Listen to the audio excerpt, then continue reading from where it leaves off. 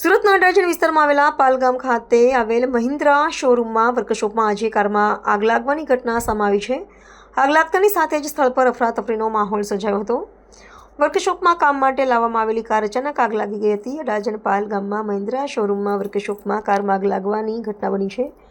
આ ઘટનાથી સદનસીબે કોઈ જાનહાનિની નોંધાઈ નથી। સમય સૂચક કાર્યવાહી કરતા ફાયર વિભાગે તાત્કાલિક ઘટના સ્થળે પહોંચી આગને કાબૂમાં લીધી હતી અને મોટી દુર્ઘટના અટકાવી હતી। જો આગ વર્કશોપથી આગળ શોરૂમના ભાગમાં પ્રસરી ગઈ હતી તો વિશાળ પ્રમાણમાં નુકસાન થવાની શક્યતા હતી, કારણ કે દશેરા નિમિત્તે મોટી સંખ્યામાં બુક કરાયેલી કારો શોરૂમમાં ઊભી કરાઈ હતી। આગ લાગવાનું કારણ હજી સુધી જાણી શકાયું નથી, પરંતુ શક્યતા છે કે કારમાં કોઈ તકનીકી ખામીના કારણે આ ઘટના બની હોઈ શકે। મારું નામ SD Dhobi, deputy chief fire officer.